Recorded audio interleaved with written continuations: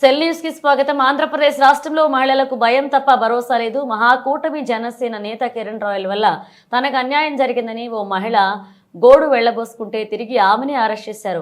మహిళల రక్షణే మాకు ప్రాధాన్యమని సభలో చెప్పిన నాయకులంతా ఇప్పుడు ఎందుకు మాట్లాడడం లేదు? మహిళలను మోసం చేసిన మహాకూటమి జనసేన నేతను పవన్ కళ్యాణ్ తొక్కపెట్టి నారతీయరా? పైగా మహిళలను కొట్టి బెదిరించి డబ్బు కొట్టేసిన వాడిని మహాకూటమి జనసేన వెనక వేస్తుంది. పార్టీ కార్యకలాపాలకు దూరంగా ఉంచమని నోట్ మాత్రం విడుదల చేశారు. మీ అన్యాయాలపై ప్రజలు ప్రశ్నిస్తే మహాకూటమి పార్టీ ప్రభుత్వం దగ్గర సమాధానం ఉందా? శ్యామల, వైఎస్ఆర్సీపీ అధికార ప్రతినిధి. అటువంటి దుర్భాషలాడి అటువంటి భాషని ఉపయోగించి ఒక మహిళపై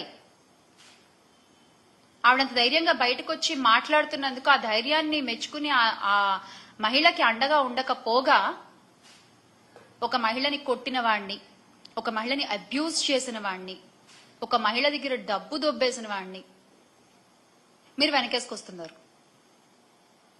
మీరు ఇచ్చింది ఏంటి? ఆ పార్టీ అధికార ప్రతినిధి గారు ఇంత జరిగితే ఏం చేశారు? ఒక నోట్ రిలీజ్ చేశారు.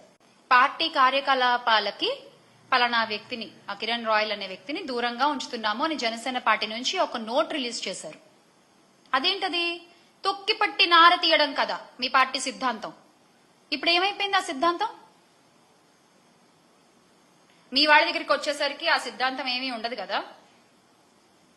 వైఎస్ఆర్సీపీ ప్రభుత్వ హయంలో మహిళలు గాని, యువతులు గాని వాళ్ళ చేతుల్లో ఒక ఆయుధంలా పనిచేసిన దిశ యాప్ ని మీరు నిర్వీర్యం చేశారు. అంత గొప్ప వ్యవస్థలు మీరు ఎలాగో తీసుకురాలేరు. కనీసం దాన్నైనా పునరుద్ధరించవచ్చు కదా. కనీసం ఆడపిల్లలకు ఒక ధైర్యంగా ఉంటుంది. అలా చేయకుండా యువతుల మాన ప్రాణాలతో మీరు చెలగాటం ఆడుతున్నారు. నిజంగా చెలగాటం ఆడుతున్నారు. రాష్ట్రంలో శాంతి భద్రతలు క్షీణిస్తున్నా నిత్యం వాటిని డైవర్షన్ పాలిటిక్స్ తో కవర్ చేసుకుంటూ ప్రతి నెల ఒక్కొక్క టాపిక్ దొరుకుతుంది మీకు. భలే అసలు జరిగే అన్యాయాల్ని కవర్ చేయడానికి, జరిగే అన్యాయాల్ని డైవర్ట్ చేయడానికి, మీకు అనుకూలంగా ఉన్నటువంటి పచ్చ మీడియాల్లో వాటిని యథేచ్ఛగా ప్రచారం చేయడము, ప్రజల్ని నమ్మించే ప్రయత్నం చేయడము. అంటే చట్టం అనే ఒక కనీస గౌరవం కూడా లేకుండా మీరు ముందుకు దూసుకుపోతున్నారు. అన్యాయాలు, అరాచకాలు చేసుకుంటూ, అత్యాచారాలు చేసే వాళ్ళని వెనకేసుకొస్తూ. అందుకే ఎవరన్నా ప్రశ్నిస్తుంటే కూడా చంద్రబాబు నాయుడు గారు అది సహించలేని ఒక స్థితిలో ఉన్నారు. ప్రజల దగ్గర ఇన్ని ప్రశ్నలు ఉన్నాయి. ఈ రోజున ఇన్ని ప్రశ్నలు ఉన్నాయి ప్రజల దగ్గర. సరే, సూపర్ 6 హామీలు అంటామా, అవి పక్కన పెట్టండి. అవి కాకుండానే ఇన్ని ప్రశ్నలు ఉన్నాయి. వాటన్ని ప్రజలు అడిగితే ఈ రోజున సమాధానం చెప్పే స్థితిలో చంద్రబాబు నాయుడు గారు ఉన్నారా? కూటమి ప్రభుత్వం ఉందా? కూటమి ప్రభుత్వం వల్ల ఆంధ్ర రాష్ట్రానికి జరిగిన మంచి ఏదన్నా ఉందయ్యా అంటే ఏమీ లేదు. పైగా ఈ ప్రభుత్వం అధికారంలోకి వచ్చిన దగ్గర నుంచి మహిళలకి భయం తప్ప ఎక్కడా భరోసా అనేది దొరకట్లేదు. గత ఈ 8 నెలల్లో పంట పండించే రైతుకి భరోసా లేదు, ఇంట్లో ఉండే పిల్లలకి భరోసా లేదు, హాస్టల్లో ఉండి చదువుకునే పిల్లలకి భరోసా అసలే లేదు, నిరుద్యోగులకు భరోసా లేదు, మహిళలకు భరోసా మాన ప్రాణాలకి అసలు ఎక్కడా దొరకట్లేదు. గత 5 ఏళ్లలో అన్నా అని పిలిస్తే ఆదుకునే ఆపన్న హస్తాన్ని అందించే స్థితిలో ఉండే ఈ రాష్ట్రం ఈ రోజున అన్నా అన్యాయం జరిగిందన్నా, కాపాడండి అన్నా అని నోరెత్తి గొంతెత్తి గగ్గోలు పెడుతున్నా కూడా ఆదుకోవడం అటు ఉంచితే అరెస్టులు చేయించే స్థితిలోకి వెళ్లిపోయింది.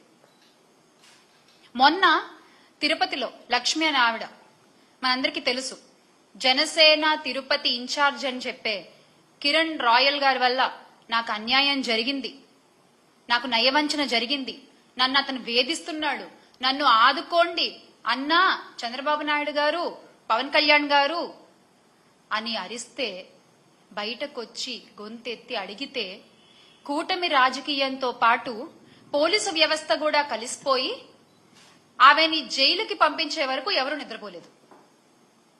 ఆ లక్ష్మి అనే ఆవిడ ఏ రాజకీయ పార్టీకి సంబంధించిన ఆవిడ కాదు. వివాదాలకు దూరంగా ఉంటూ భర్తను పోగొట్టుకుని పిల్లలతో జీవిస్తున్నటువంటి సగటు మహిళ. ఆమెకు జరిగిన అన్యాయాన్ని గుర్తెరిగి ఆమె దాని నుంచి బయటకొచ్చి మళ్లీ తన కుటుంబ జీవన పోషణ కోసం తనకు జరిగిన అన్యాయం నుంచి బయటపడితే తను ఆ కిరణ్ రాయల్ కి ఇచ్చినటువంటి 1,30,00,000 తనకి తిరిగి వస్తే అది తన కుటుంబానికి ఉపయోగపడతాయి అని చెప్పి నమ్మి ఈ కూటమి ప్రభుత్వాన్ని సహాయం అడిగితే ఏం చేశారండి? మీరిచ్చిన తీర్పు ఏంటి? ఆవిడ అరెస్ట్.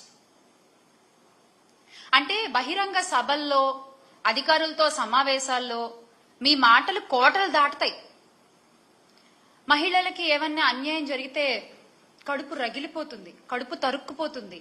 మహిళల safety is my utmost priority అని మాట్లాడినటువంటి గొంతులు ఈ రోజున ఎందుకు ఒక్క మాట కూడా మాట్లాడట్లేదు?